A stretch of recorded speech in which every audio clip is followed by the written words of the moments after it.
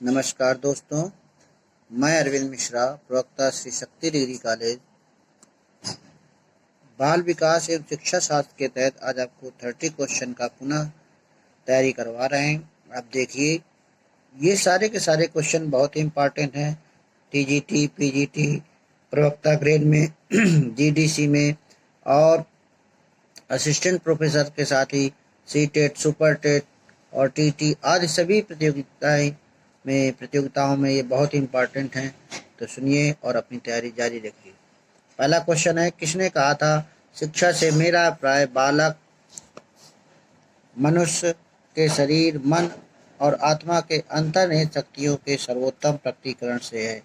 तो ये आपको परिभाषा याद रहनी चाहिए कि महात्मा गांधी की परिभाषा थी।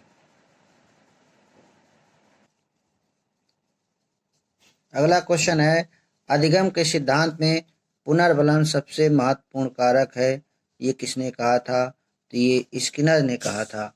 स्किनर के में अनुक्रियाओं पर जो प्रभाव पड़ता है उसकी व्याख्या के लिए स्किनर ने पुनर्बलन की अवधारणा का आश्रय लेता है। इसके अनुसार पुनर्बलन की प्रक्रिया सबलीकारक तत्वों के आधार पर घटित होती है। जैसे लीवर दबाने से खाना मिलता है, खाना मिलना सबलीकारक है और लीवर दबाने क्रिया अनुक्रिया की शक्ति का बढ़ना पुनर्बलन है। तो बहुत ही अच्छे क्वेश्चन आपको व्याख्या सहित बता रहे हैं, तैयारी जारी रखिए। अगला क्वेश्चन है, सत्यम शिवम सुंदरम निम्नलिखित में किसका प्रमुख भाव है? तो आपको कई बार बता चुके हैं कि सत्यम शिवम सुंदरम आपका आदर्शवादियों का कथन है। आदर्शवादी सत्यम शिवम सुंदरम पर विश्वास करते हैं। अगला क्वेश्चन है, यथार्थवाद इस संसार को सामान्यतः उसी रूप में स्वीकार करता है जिस रूप में वह हमें दिखाई देता है। ये परिभाषा किस लेखक का है? तो ये आपकी परिभाषा बटलर की है। बटलर जो थे पश्चिमी दार्शनिक स्कूल के यथार्थवादी दार्शनिक थे। इनके संसार को उसी रूप में स्वीकार कीजिए जिस रूप में वो है। अगला क्वेश्चन है, निम्नलिखित में से कौन अंतर्दृष्टि युक्त अधिगम के संबंध से संबंध है? तो आप अंतर्दृष्टि का सिद्धांत आपको बताया गया है, कोलर का है। इसी को सूझ का सिद्धांत कहते हैं, इसी को समग्रवादी सिद्धांत कहते हैं, इसी को पूर्णवादी से सिद्धांत कहते हैं। याद रखिएगा। अगला क्वेश्चन है, श्री निकेतन विभाग विश्व भारती में खोला गया था, अर्थात किस लिए खोला गया था? तो ये किसानों को शिक्षित करने के लिए खोला गया था। तो ये आप लोग याद रखिए, ये भी बहुत इंपॉर्टेंट है।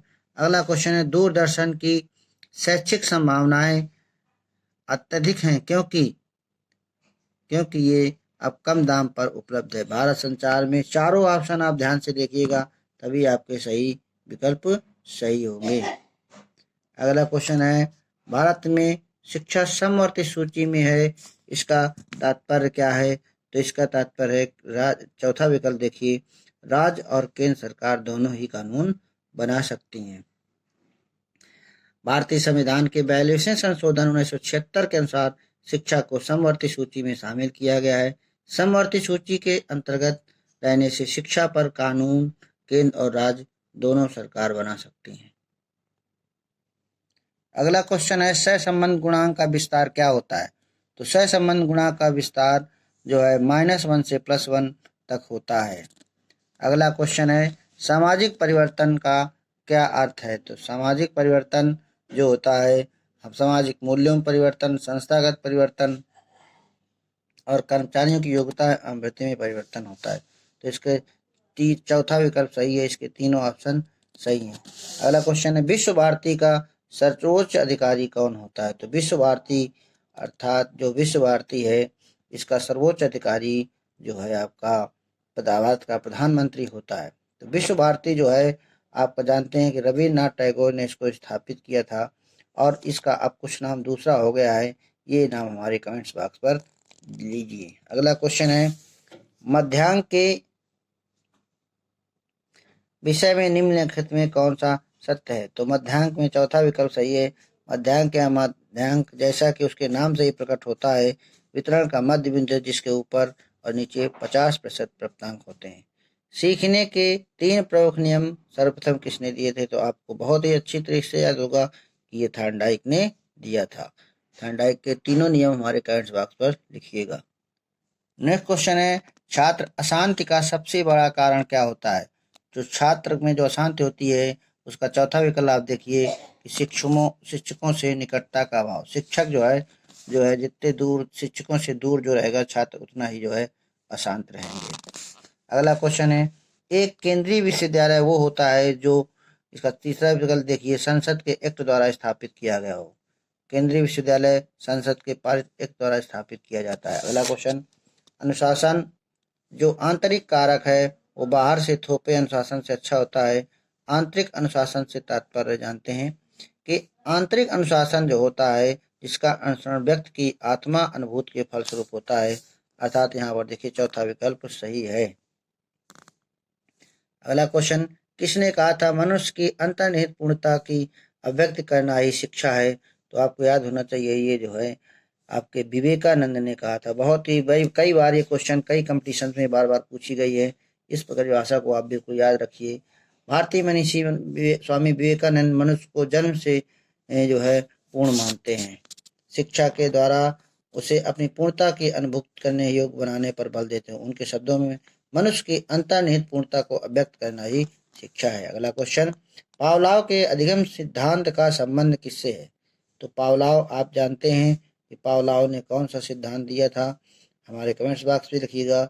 और यहाँ पर जो है पावलोव का जो है आपका यहाँ पर सिग्नल लर्निंग से संबंधित आप देखिए, ऑपरेंट कंडीशनिंग जो है क्रिया प्रसूत अनुबंधन सिद्धांत जो है बीएफ स्किनर ने दिया था। भूल एवं प्रयत्न का सिद्धांत ईएल थॉर्नडाइक ने दिया था। और सिग्नल लर्निंग पावलोव ने दिया था। तो इसका सिग्नल लर्निंग के साथ इसका दूसरा नाम क्या है? हमारे कमेंट बॉक्स में लिखिएगा। अगला क्वेश्चन है, इनमें से अनुदेशनात्मक उद्देश्य का एक अंग कौन सा है? तो अनुदेशनात्मक उद्देश्य का अंग आप देखिए कार्य का व्यवहार जिसका प्रदर्शन करना है। अनुदेशनात्मक उद्देश्य वे उद्देश्य होते हैं जो शिक्षण शुरू करने से पूर्व शिक्षक निर्धारित करता है। ये उद्देश्य व्यवहारिक रूप से लिखे जाते हैं। ये उद्देश्य सीखने की सीमा का बोध कराते हैं। शिक्षक इन्हीं उद्देश्यों की पूर्ति के लिए कार्य करता है जिसका प्रदर्शन करता है। अनुदेशनात्मक उद्देश्य शिक्षण को निश्चित दिशा प्रदान करते हैं। अगला क्वेश्चन, ये कथन कि भौतिक जगत की अपेक्षा विचार जगत अत्यधिक वास्तविक है प्रतिबिंबित करता है, किसने कहा था? तो ये आप जानते हैं, विचार जगत की जब बात की जाए आदर्शवादियों पर ध्यान दीजिएगा। आदर्शवादी एक मत है कि दार्शनिक वस्तु की जगत की अपेक्षा आध्यात्मिक जगत पर विचार को वो श्रेष्ठ मानते हैं। अगला क्वेश्चन है, त्रिभाषा सूत्र इसलिए सुझाया गया था? किस लिए सुझाया गया था? इसका विकल्प आप तीसरा देखिए, मातृभाषा के अतिरिक्त किसी एक अन्य भारतीय भाषा के अध्ययन को प्रोत्साहन करना। और ये राष्ट्रीय शिक्षा नीति में बताया गया था। अगला क्वेश्चन, निम्नलिखित में से कौन नगरीकरण का प्रमुख अभिशाप है?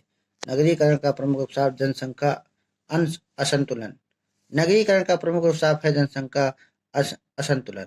असुरक्षा एक सामाजिक समस्या, सामाजिक प्रदूषण एक पर्यावरणीय समस्या और रोजगार अवसर की कमी एक सामाजिक तथा प्रशासनिक समस्या है। व्यवहारवादियों के अनुसार अधिगम किसका परिणाम होता है? तो व्यवहारवादी जो है आप ध्यान रखिए कि जो है आप प्रेरणा और अभ्यास का परिणाम मानते हैं। चौथा विकल्प इसका सही है। अगला क्वेश्चन है, प्रत्यय अधिगम प्रक्रिया में निम्नलिखित में से कौन प्रथम अवस्था है? तो प्रत्यय में आपका जानते हैं प्रत्यक्षण आपका होना चाहिए। प्रत्यय चिंतन या विचार एक ऐसी प्रभावशाली तत्व है, समान विचारों को ही प्रत्यय कहते हैं। प्रत्यय अधिक्रिया प्रक्रिया में 4 सोपान होते हैं। पहला है प्रत्यक्षीकरण या प्रत्यक्षण, दूसरा है गुणों का विश्लेषण, तीसरा है तुलना, चौथा है पृथक्करण या विभेदन, पांचवा है सामान्यीकरण। बिल्कुल आप रट लीजिए इसको। अगला क्वेश्चन है, किस आयोग ने ग्रामीण विश्वविद्यालय स्थापित करने को कहा था?